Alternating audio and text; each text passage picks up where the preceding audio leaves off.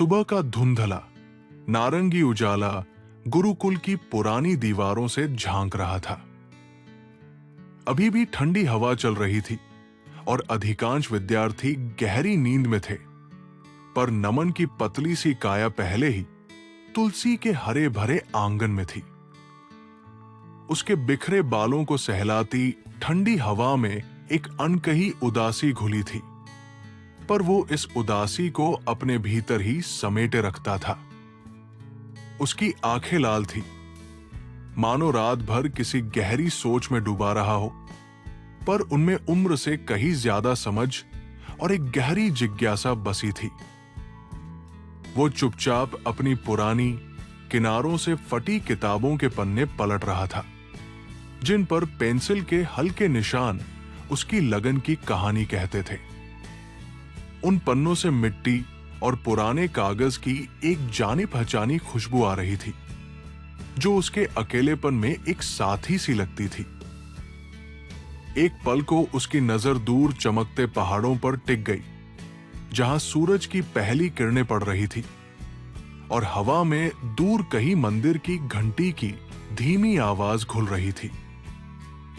उसने एक गहरी ठंडी सांस भरी, जैसे वो अपने भीतर की सारी बेचैनी को बाहर निकाल देना चाहता हो, और फिर से अपनी किताब खोली।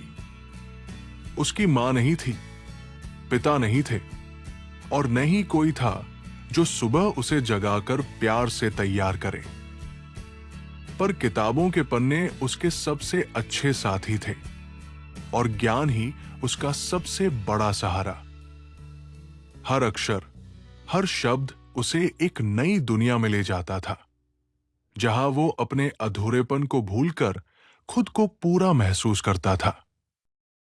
उसकी दुनिया छोटी थी, गुरुकुल की चारदीवारी तक सीमित, पर उसके सपने उन पहाड़ों से भी ऊंचे थे, जो हर सुबह उसे नई उम्मीद देते थे। कुछ दिनों बाद गुरुकुल में कला उत्सव की घोषणा हुई। यह सुनकर पूरे गुरुकुल में एक नई रौनक आ गई थी। बच्चे उछल कूद कर रहे थे, उनके चेहरों पर माता पिता के साथ आने और अपनी कला दिखाने का उत्साह साफ झलक रहा था। उत्सव के रंगीन पोस्टर दीवारों पर चिपका दिए गए थे, जिन पर बच्चों की हंसी और रंगों की खुशबू घुल मिल रही थी। सभी बच्चे अपने माता पिता के साथ आकर प्रतियोगिता में हिस्सा ले सकते थे और अपनी पसंदीदा कलाकृति पेश कर सकते थे। नमन ने यह सुनते ही उसका चेहरा उतर गया। उसके पास कोई नहीं था जो उसका हाथ पकड़कर हौसला बढ़ाए, कोई नहीं जो उसके काम की सराहना करे। एक पल के लिए उसे लगा जैसे दुनिया के सारे रंग फीके पड़ गए हों।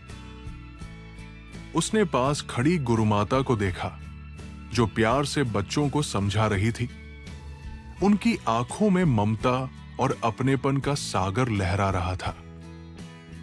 नमन की आंखों में एक अजीब सी चमक थी, चाहत की, पर साथ ही गहरी झिझक की भी। शाम को जब सब बच्चे अपने घर का पाठ याद कर रहे थे, नमन एक कोने में मिट्टी से कुछ बनाने की कोशिश कर रहा था। उसके हाथ कांप रहे थे, मानो वो मिट्टी नहीं, अपने अधूरे सपनों को छू रहा हो। गुरुजी ने उसे देखा और पास आकर हल्के से उसके कंधे पर हाथ रखा। क्या हुआ नमन, कोई बात है? नमन ने सिर उठाया, उसकी आंखों में आंसू थे।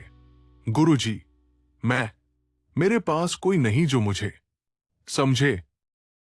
उसकी आवाज शब्दों में नहीं ढल पाई, पर गुरुजी उसकी उदासी को बखूबी समझ गए। कहानी आगे बढ़ाने से पहले मुझे कमेंट्स में बताएं कि आप ये कहानी किस शहर से सुन रहे हैं। आपके जवाब का इंतजार रहेगा। गुरुजी ने नमन को अपने पास बिठाया, उसकी आंखों में देखा और एक कहानी सुनाई, एक छोटे नन्हे पक्षी की, जिसने टूटे पंखों से भी ऊंचे आकाश में उड़ने का सपना देखा था। गुरुजी की आवाज में एक अजीब सी शांति थी, जो नमन के भीतर की बेचैनी को धीरे धीरे शांत कर रही थी। उन्होंने बताया कि कैसे उस पक्षी ने हार नहीं मानी और अपने दृढ़ संकल्प से एक दिन खुले आसमान में उड़ान भरी। नमन मंत्रमुग्ध होकर सुन रहा था। उसके भीतर कहीं एक नई रोशनी जगमगा रही थी। नमन, गुरुजी ने प्यार से कहा, जरूरी नहीं कि उड़ान भरने के लिए किसी का हाथ हो। जरूरी है खुद पर विश्वास। तुम्हारी कला ही तुम्हारी पहचान बनेगी और तुम्हारी भावनाएं ही तुम्हारे रंग। गुरुजी के शब्दों ने नमन के भीतर सोई हुई हिम्मत को जगा दिया। उसके मन में अब सिर्फ अकेलापन नहीं था, बल्कि एक नई दिशा की तलाश थी। गुरुजी की बातें उसके दिल में उतर गई, जैसे बंजर जमीन पर बारिश की पहली बूंदें पड़ी हों। रात के गहरे सन्नाटे में गुरुकुल की एकमात्र लालटेन की धीमी रोशनी में नमन घंटों बैठता। वो अपनी हर भावना को मिट्टी और रंगों में ढालता। उसकी तूलिका कभी उसकी मां की धुंधली यादों में डबडबाती, तो कभी उस बेघर बचपन की खामोशी में। उसके हाथों से बनी हर चीज में एक कहानी थी, एक दर्द था, पर अब उस दर्द में एक नई उम्मीद भी थी, एक नया साहस भी। वो अब अकेला नहीं था। वो अपनी कला के साथ था, अपनी भावनाओं के साथ था, जो उसे एक नई पहचान दे रही थी। अगले कुछ दिन नमन के लिए एक साधना की तरह थे। वो गुरुकुल के एक शांत कोने में, जहां नीम के पेड़ की ठंडी छाव पड़ती थी, अपनी कला में लीन रहता। हवा में मिट्टी की सौंधी खुशबू और रंगों की हल्की सी महक घुल जाती थी, जो उसके एकाग्र मन को और भी गहरा कर देती थी। उसके छोटे छोटे हाथों की उंगलियां मिट्टी पर बड़ी कुशलता से थिरकती थी, मानो हर स्पर्श से वो अपने भीतर की भावनाओं को आकार दे रहा हो। दूसरे बच्चे उसे देखते थे, कुछ हैरानी से, कुछ उपेक्षा से। कुछ बच्चे फुसफुसाते, अरे वो अनाथ क्या बना रहा है?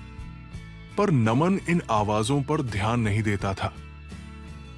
उसके लिए उसकी कला ही उसकी दुनिया थी, जहां कोई बाहरी आवाज उसे विचलित नहीं कर सकती थी। उसकी आंखों में एक अजीब सी चमक थी, जो उसकी बढ़ती हुई एकाग्रता और आत्मविश्वास को दर्शाती थी। हर दिन उसकी कलाकृति में एक नया आयाम जुड़ता जाता, जैसे उसके भीतर की उम्मीदें धीरे धीरे आकार ले रही हों।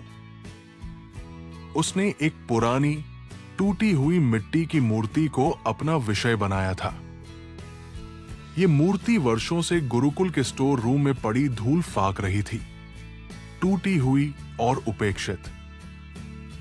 नमन ने उसे उठाया, उसके टूटे हुए हिस्सों को ध्यान से देखा और उनमें एक नई कहानी गढ़ने का निश्चय किया। यह मूर्ति सिर्फ मिट्टी का ढेर नहीं थी, ये उसके अपने टूटे हुए बचपन का प्रतीक थी, जिसे वो अपनी कला के जरिए फिर से जोड़ना चाहता था। उसके भीतर एक नया संकल्प पनप रहा था, अपने दर्द को अपनी ताकत बनाने का। उत्सव का दिन नजदीक था और नमन अपनी सबसे खास कलाकृति को अंतिम रूप दे रहा था। वो एक पुरानी टूटी हुई मिट्टी की मूर्ति को जोड़कर उसमें एक नई जान डाल रहा था, मानो वो अपने टूटे हुए बचपन के सपनों को फिर से जोड़ रहा हो। उसने मूर्ति के हर कोने को बड़े प्यार से छुआ, हर दरार को एक कहानी का हिस्सा बनाया। उसके मन में एक अजीब सी शांति थी, एक संतोष था कि वो कुछ ऐसा बना रहा है जो सिर्फ सुंदर नहीं बल्कि अर्थपूर्ण भी है। मूर्ति अब लगभग पूरी हो चुकी थी। उसके टूटे हुए हिस्से फिर से जुड़ गए थे और उन पर नमन ने अपने हाथों से बड़े सुंदर रंग भरे थे। वो अपनी कलाकृति को बड़े ध्यान से देख रहा था। उसकी आंखों में एक कलाकार की संतुष्टि और एक बच्चे का भोलापन था। हवा में सूखे रंगों और मिट्टी की हल्की खुशबू फैली थी और दूर से बच्चों की हंसी की आवाज आ रही थी। पर नमन अपनी ही दुनिया में खोया हुआ था।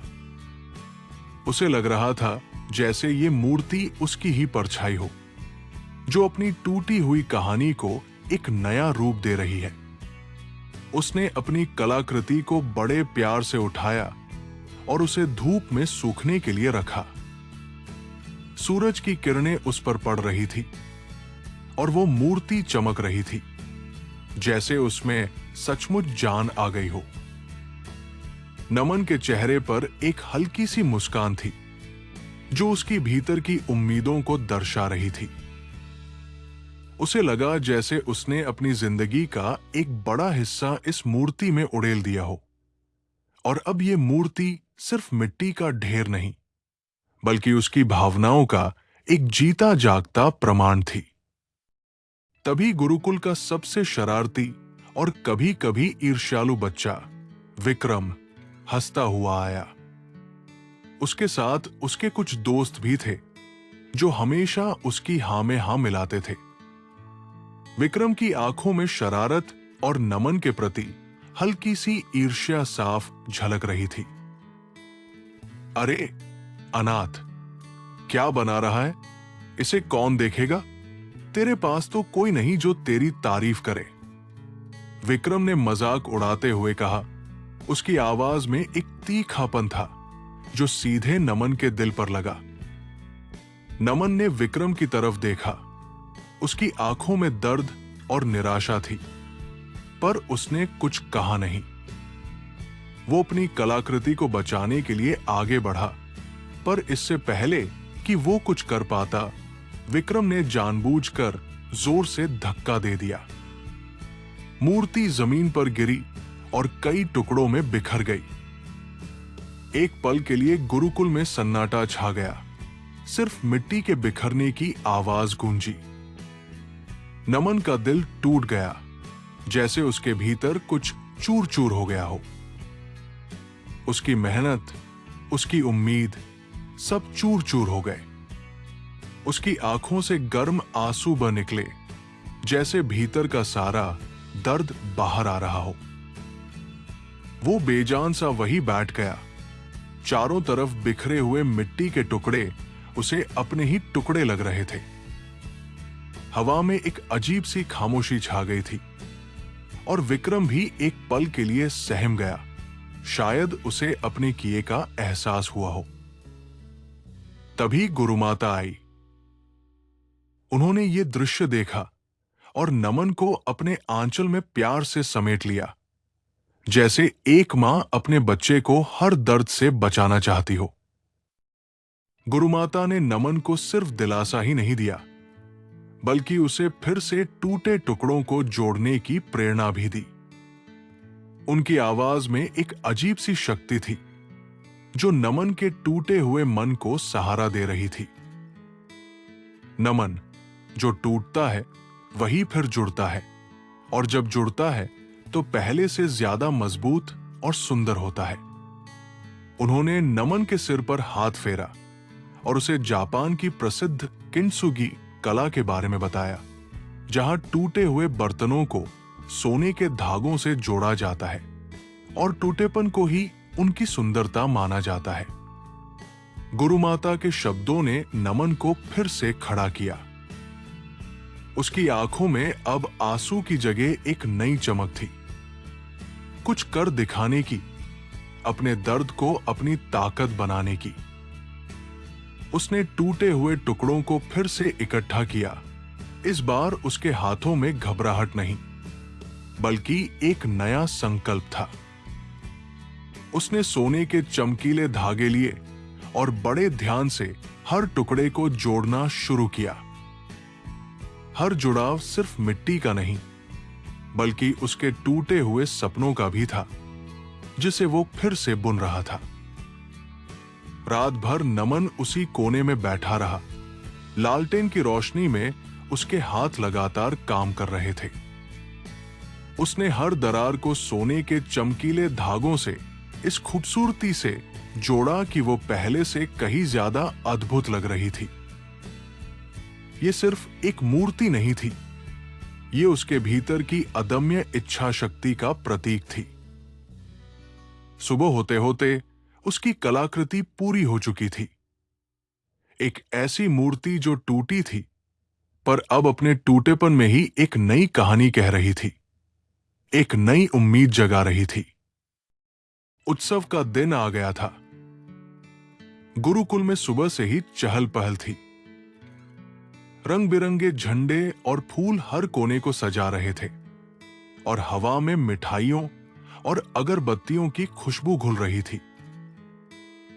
बच्चे अपने माता पिता के साथ आ रहे थे। उनके चेहरों पर उत्साह और थोड़ी घबराहट साफ दिख रही थी। हर तरफ हंसी मजाक और बच्चों की किलकारियां गूंज रही थी, जो उत्सव के माहौल को और भी जीवंत बना रही थी। नमन एक कोने में बैठा अपनी कलाकृति को बड़े ध्यान से देख रहा था। उसके भीतर चिंता और उम्मीद का एक अजीब सा मिश्रण था। यह सिर्फ एक प्रतियोगिता नहीं थी, ये उसके लिए अपनी पहचान बनाने का मौका था।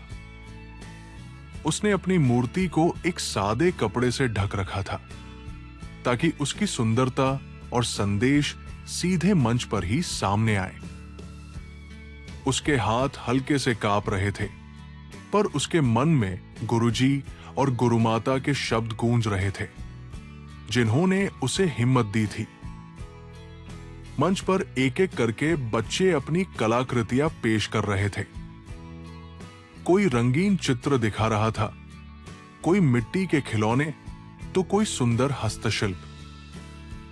हर कलाकृति में बच्चों की मासूमियत और मेहनत झलक रही थी।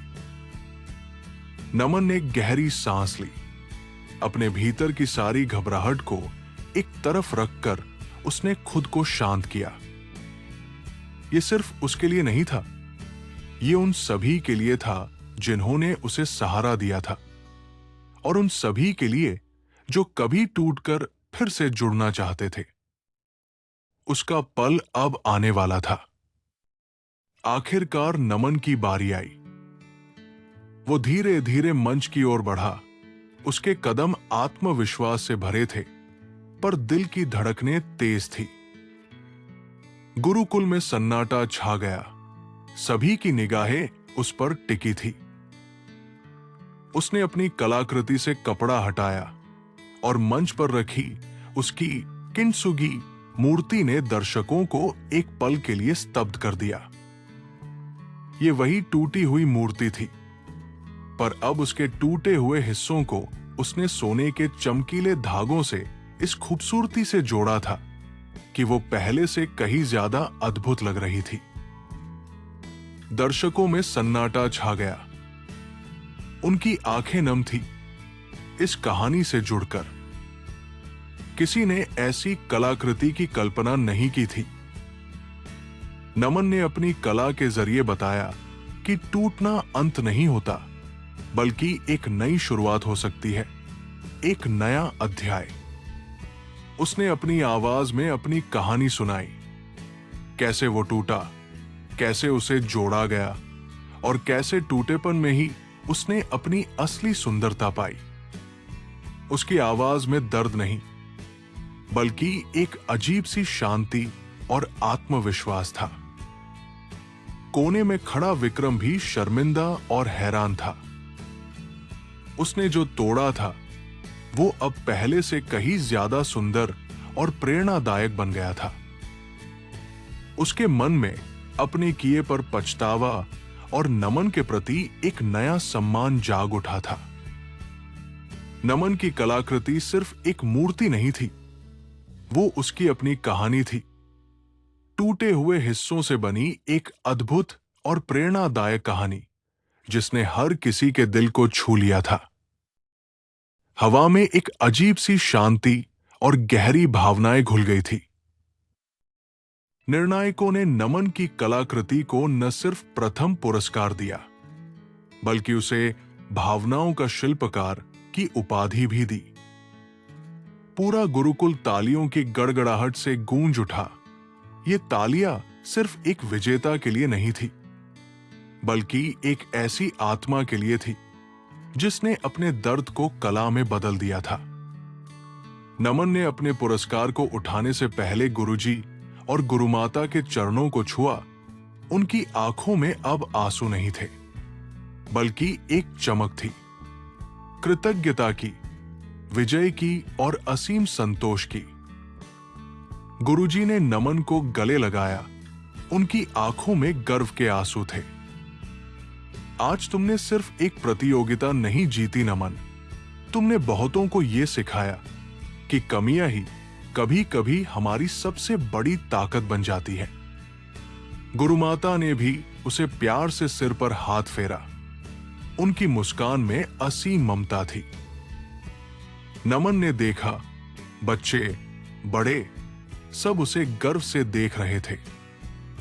विक्रम भी उसके पास आया और उसने हल्के से नमन के कंधे पर हाथ रखा। उसकी आंखों में माफी और सम्मान दोनों थे। वो अब सिर्फ एक अनाथ नहीं था, वो गुरुकुल का नमन था, जिसने अपनी कहानी से सबको जोड़ लिया था। उसकी सफलता ने यह साबित कर दिया था कि परिवार केवल खून के रिश्ते नहीं होते, बल्कि दिल के रिश्ते भी होते हैं, जो हर मुश्किल में साथ खड़े रहते हैं और हमें उड़ना सिखाते हैं। उसके चेहरे पर एक हल्की सी मुस्कान थी, जिसने हमेशा के लिए उसके बचपन की उदासी को मिटा दिया था और एक नई आशा का संचार किया था, जो अब उसके जीवन को हमेशा रोशन करती रहेगी।